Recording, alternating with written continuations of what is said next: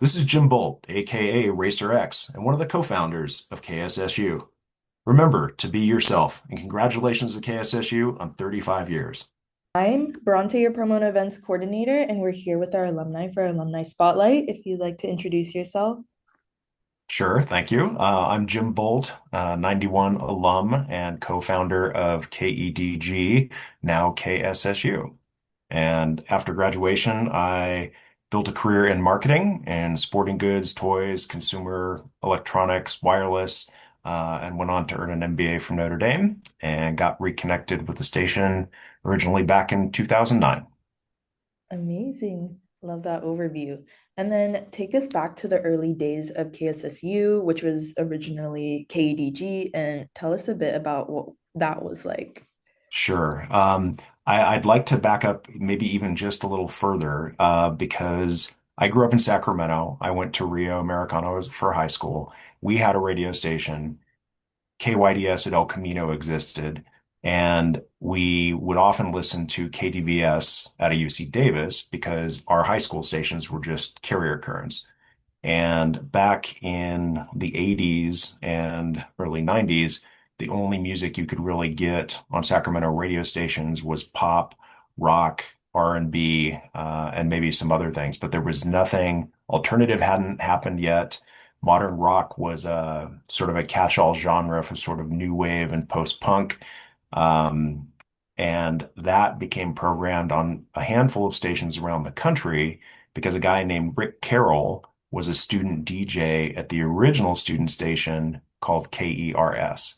And so that station produced a bunch of DJ talent that went on to work at Croy, at KZAP, which was a legendary rock station. Um, but we didn't have anything that was new music happening in Sacramento at the time. And so when I got to campus, I was wandering around kind of looking for my people, finally found them with Unique and signed on as a band researcher and then wound up booking bands for the campus. Had a great time with that. Our program advisor was a guy named Dean Sorensen, and I had found my tribe, and that was a great experience. That's Um, awesome. the station part was, when I got there, I'm like, well, what do you mean we don't have a college radio station, right? I didn't know that. And started poking around with my friend and then later co-founder Chris Prozio, and we found the history. And essentially, the student station had been ripped away from the students in the 70s and given to KXPR, which is now Cap Radio. So back in the day, I mean, I think you may have studied it, but 1968 is kind of the year where America had the biggest civil unrest on record, right? And so throughout the late 60s and 70s, there were all these radio shows at universities across the country, and they were talking about Black Power and the Chicano movement and gay lifestyles and all sorts of very progressive ideas. And that was certainly happening at Sac State with KERS. The problem was the administration started getting letters from the community. And one letter said from a donor, I'm not donating to the university anymore because I don't want my money going to, and I quote, homosexual propaganda. So a professor said, hey, I have friends that are affiliated with NPR. Why don't we start that transition and we can quietly get rid of the students? And that's what happened. So when we got there, we said, well, that's wrong. We need the student voice back. We need, greater musical diversity. We need student expression, freedom of speech, et cetera. And so we started the long and arduous process of trying to get college radio back on campus. That's a neat history and like all about like student radio, or what student radio is all about is like voicing yourself, freedom of speech, and Mhm. like talking about the current or current times, current agendas that are happening. But yeah, I know that it was a struggle with getting KSSU off the ground and how it's evolved, and then the name and everything with KDG, and then that's awesome. And I used to work with or work at Unique, so I met Dean as well. Excellent. Great. Yeah, yeah, he was a great guy. Yeah, I mean, we were told no at every juncture. Like when we originally got together, as a group of students, we said, well, we need, to probably go get a faculty advisor, right? And we found the professor who'd been the faculty advisor for KERS. And I still remember this. We walked into his office, told him what we were trying to do, and he had a fit. He said, I don't want anything to do with you guys. You're not going to last. You don't, students don't care. You guys, are a bunch of renegades who want to do weird things on the air. And, he basically slammed the door in our face. And we wound up finding a young and new professor named Linda Rhodes, who was teaching a TV, media, and radio class. And we told her what we were doing. And she said, I think that's a great idea. I'll be your faculty advisor. But the department chair had said no. Um, we tried to take it to ASI, we tried to take it to other parts of campus. Everybody said no, and Linda Rhodes said yes. And it was Dean that said, if you're going to do this, you need to establish a club to give yourself legitimacy. And that club can then lead the effort to get the radio station. And that's how the Associated Broadcasting Club came to be. So we wound up with all the club privileges, right? We could rent out rooms in the union. We could receive mail. We had official correspondence. We could meet with ASI government individuals and help get things done. So that sort of gave us the legitimacy to start going through all the channels and in the right way. And Dean sort of was our behind the scenes advisor. So big shout out and thanks to Dean Sorensen always. Yeah. I heard about this Associated Broadcasting Club. So that's like neat to hear like how that was like the loophole to be able to establish like the station and everything. And then as you were one of the co-founders, what role did you personally take on into building the station? Sure. Well, because I was involved with Unique and I was taking full load of courses, I was on campus a lot. And I also lived, 10, 15 minutes away. So I was there. And because I was there and because the Hornets supported us and we knew people on Hornet staff, I sort of became the de facto face of the movement. So there are Hornet issues with my giant head on the front page, talking about music and things. And Chris Prozio, although was the principal co-founder, right? We were the two that sort of started this. He was in Elk Grove, and so he was working outside of school, and he lived farther away. But we were in constant communication, and the two of us had called a meeting, and we put up a piece of paper, all around campus that said, "Please meet at this time at this room," and we probably had 100 people show up. And we got up and said, look, if you're here to be a DJ on a radio station, you're probably 2 years too early, and no hard feelings if you want to get up and leave. So half the room emptied, and the remaining people that were there, we addressed and said, we think we know what we need to start with, and we have 6 different pieces of paper on the wall. They are the different departments that the radio station will need.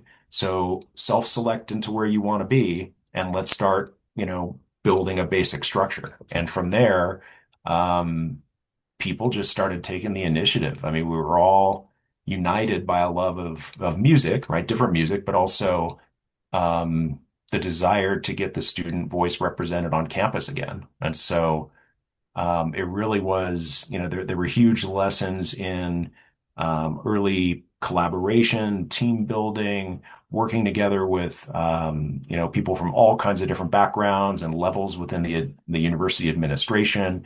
And I really credit that with being sort of the foundational leadership lessons that I learned and I've taken with me, since. Now there's like a set system with the radio station. We have like a hierarchy of like leadership and we're connected through ASI. So we have like that support. So Mhm. it's like crazy to think about starting from nothing or like starting from scratch and not having like that like support. Yeah. Because like coming in, because I started a year ago. So coming in, it's like much easier. And so you and the other co-founders have laid that foundation basically, so that it can be student run radio, but also like still like support us because like you said, you had a whole like workload of class like we all do. So Yeah. Yeah. And then Yeah. you also served as both program director and the promotions director. And what did those roles also entail? So quick on ASI. So we had gone in and talked to one president named Steve Lawrence, and he was ending his term. But the new president who came in was a guy named Rick Miller. And when I went and met with him, he said, "I'm 100% in support of what you're doing. I know you can't tell right now, but I love punk music and I was a Mormon with a mohawk." And I remember him saying this to me, I really, right? But he was suited up because he was, of course, the ASI president, right? You know how it works. And so he said, "I'm in full support. I'll start writing letters," right? And he did. And he's still in Sacramento as a high profile political consultant, and he may show up at the 35th. But he was really the supporting driver from ASI. So my roles, I mean, I started out as promotions director, when before the station even existed, right? So although I was a co-founder, we needed a brand identity. So the graphic behind me here, Mike, he's called Mike on the mic. And I came up with that and the call letters. We kicked it around with the other founders and leaders and said, what do you think? Back in the late 80s and early 90s, black and white was very edgy and modern rock, alt indie. So everything was called the cutting edge or something like that around the country, but not in Sacramento, right? So we didn't have that kind of aesthetic or that branding.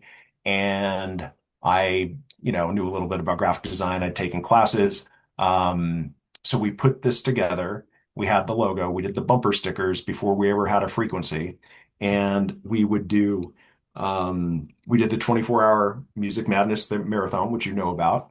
And those were two events where we were trying to bring attention to the fact that we did not have a college radio station, right? And because we had the logo, we looked like we already existed, because I was very good at my job at the time. And we were, trying to make waves, right? And say, hey, we'd corner students as they walk by and say, sign the petition, help bring student radio back to campus. Um, the other thing that I did, and most of the co-founders will bring it up, it was a coordinated effort, but we had flyers made up that said the edge is near. And we had friends in the dorms, and a bunch of us wore trench coats and had these flyers in our pockets, and we were blasting the Mission Impossible song. And somebody opened the doors, and we ran through the dorms and were throwing flyers in rooms and ran all over the place. And then went back to go get in our cars in the parking lot. And we heard this huffing and puffing, and it was campus security who was trying to chase us down. And he caught us and he goes, "What are you doing? You can't do that. And that's illegal." And it's illegal for us to pass out flyers in the dorms. He goes, "Well, he didn't have anything to say, right? We weren't doing it, but it was so funny. It was like the Paul Blart, mall cop thing, right? Yeah, I was gonna say that sounds like a movie. Like, Yeah, totally. It was totally a movie clip. Um, so we did things like that. I mean, with the 24-hour Music Madness marathons, we would go out and get sponsors, to feed the DJs for 24 hours. And, we had one of the big ones. I wrote a letter to Jolt Cola because that was still new, the highly caffeinated. And I said, look, we're doing, a 24-hour DJ marathon with live bands and other things. Do you want to donate product? And they said, sure, come pick up 100 cases of soda. And we're like, what? Right? We had no idea. We were just asking. We were kids. Um, so we go get the soda, we bring it back, and one of the other founders says, "Oh, I've got a pickup truck that I don't care about, so let's graffiti tag the Jolt logo on the side of it, and we'll throw in a tarp and ice it all down, and that'll just be there throughout the event." Right? So that's dedication, right? I'm gonna allow my car to be tagged. So that was the promotions piece of it. Program director was really um, after we lost DJ Willis, right? I think you know the story. So one of our key co-founders was tragically killed in a hit and run. That happened the summer. I mean, I had graduated in May of 91, and that happened in June. And I came back, and I was still there. I was still working my department store job, and getting into marketing as well, but had some time and wasn't going to leave, things to chance. And we still had our core group of co-founders, but DJ was supposed to be orchestrating the actual nuts and bolts and wires and all of the other things, to make the radio station a reality. So I came back, helped out everywhere I could, and really was sort of orchestrating all the different parts with the other folks to get things going. And it involved, some of it involved the radio clock, right? Like when can you play music? What type of music? We always wanted to be a freeform station. KDVS was kind of our model.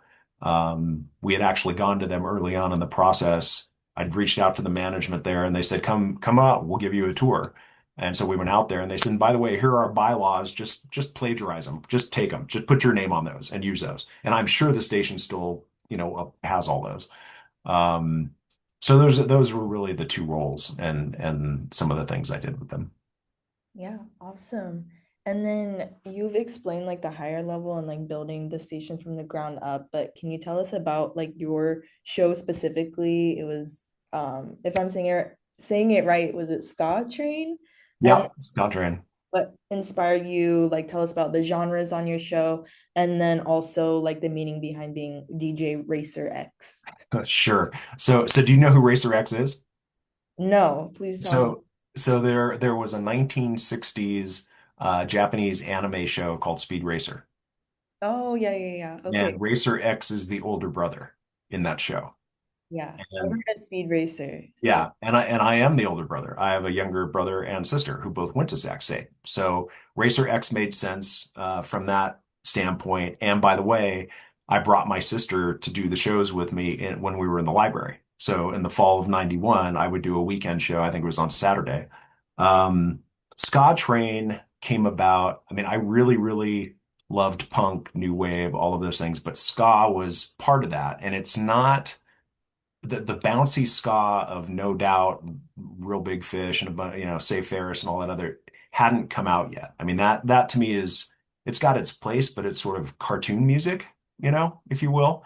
The two-tone movement was out of England and it was very politically charged, which I loved. It had influences of reggae, Caribbean influences, like I said, from that whole area. And ska, skinhead reggae, as they called it, and some others were really the music of Jamaica before reggae, and it was faster, more up tempo. They were trying to mimic sort of the Motown movement that had gone on here. And what was happening was is the youth of Jamaica and the Caribbean were dock workers. And so they were loading cargo on and off ships, and these ships would carry music from Jamaica to London. And so there was a cross, pollination of musical interest. And that's sort of how the mod skinhead reggae movement came to be. And there's confusion, by the way, on the term skinhead. So that just meant these youth who were shaving their heads because it was cheap. They were wearing Doc Marten boots because they were indestructible, and they were working class kids, right? And so um, that movement spread to the UK, and much, much later, it was in Germany in the 80s, the whole neo-Nazi fascist skinhead thing came about. That did not previously exist. Mhm. So all of that I found very, very interesting. I always loved music from around the world. I had friends that were really into like the mod revival Vespa scooter thing. My cousin actually started a scooter club called the Burgundy Tops, which still exists today. And the mayor, McCarty, actually produced a resolution last year talking about their cultural significance in Sacramento, which I thought was kind of cool. And that actually makes so much sense because when I was in London, I heard a lot of reggae music or a lot of the music had a lot of that influence, and I was like, I wonder why. Uh, Yeah, that's super duper interesting and yeah, awesome that you played that on your station and like probably described all the history.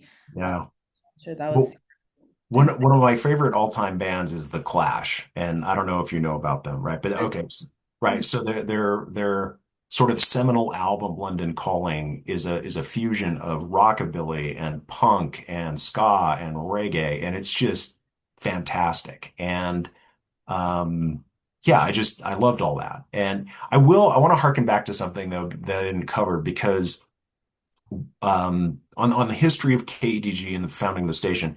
So we were actually broadcasting on cable FM 6 or 8 months before the station came to be on campus, and it still exists today. It's called community access. And so if you on your cable, there are digital FM stations that you could coax into a receiver and listen to audio channels. And it was our faculty advisor who said, look, over winter break, there's this program and it's like 4 or 6 Saturdays all day long. You pay $20 or whatever it was. And at the end, you get your FCC broadcast license and they'll let you do shows on the station. And we said, well, great, right? So our first wave of DJs were trained at Access Sacramento. And we started doing our own radio shows there, and they were called everything had to have an edge. So ours was Modern Heritage, and it was all about sort of the, progressive music. So, it was like Depeche Mode, The Cure, and a bunch of other things. Somebody had a show called Rock Edge. It was all big hair metal bands. That was DJ's show. And Dave, who you previously interviewed, character. Um, and then there was a punk show called Total Carnage, right? And so it was great. Um, and we were doing those shows. And what would happen was if you didn't have us through an audio receiver, you could listen through your TV. But it was very strange because the audio did not match the visual. The visual were like 8-bit graphic announcements of things like AA meeting this Saturday at 10 a.m., Scottish Rite Temple Church, right? Or single mothers meeting, right? Or whatever these things were, bike for sale. So it was this complete disconnect between what you were hearing and what you were seeing, but we were all getting experience and preparing for what would, later become KDG and then KSSU. That's awesome. And then as my last question, now that KSSU is now here 35 years later, how does it feel seeing the station grow into what it is today? And what does that 35 years mean to you?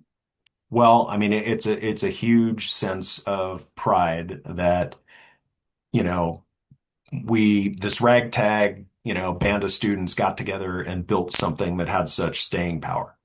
I'm really glad that all the students, who gravitated to that station have kept it going.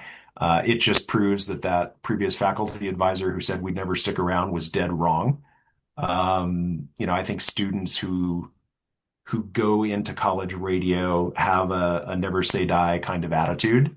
And I love that. I love the creativity. I still listen to it. And, if I'm working and I've got blocks of time where I need to be productive or something, I'll put that on. Occasionally I'll even call a DJ and say something. And they're always shocked, right? And I don't tell them who I am at first. Um, and it's not that big a deal. I don't want anybody to be nervous, right? But I'm like, you're doing such a great job. Like there was a DJ who was doing a Thursday show and she was playing all kinds of 90s alt stuff. And it was exactly what we, were listening to. Nirvana hadn't broken yet, right? So 1991 is really when Nirvana came out, the grunge thing happened. But prior to that, Sacramento didn't really have a huge scene. The Cattle Club, which I know I've talked about, right off campus, was a huge proponent of new music, and they partnered with us and all kinds of things. But I think back to the question, it's inspiring. It's uh, I love the experimentation. I love to hear the thoughts of the students and what's going on today. My hope is that it does continue to be a forum for free speech, opposing viewpoints, right? It should never be a one-sided operation. College is supposed to be about pushing boundaries and exploring diverse political opinions, ideologies, and really forming your own opinion based upon that exposure. And I think, KERS back in its day was a huge broadcast media entity that covered the state legislature. They had a woman who broke the story that Ronald Reagan hadn't paid any taxes one year when he was governor, and it was like that was a huge, huge deal. Um, they had sort of like point counterpoint shows where people were arguing, the left versus the right, or whatever the social topic was. And I think that the student voice is very important. And if you don't allow for that to exist, then you're cutting off such a vital channel for personal exploration. And I think the administrators would do well to listen to some college radio on occasion and see what people think, right? And I sincerely hope that KSSU and the Hornet, can reestablish that collaborative relationship that existed because they were so instrumental in helping us get KDG off the ground. I think all student media should be, supportive of one another and should be an alliance. And that's the student voice across all channels, really. Yeah, I 100% agree. I thought you might. Thank you so much My for pleasure. you.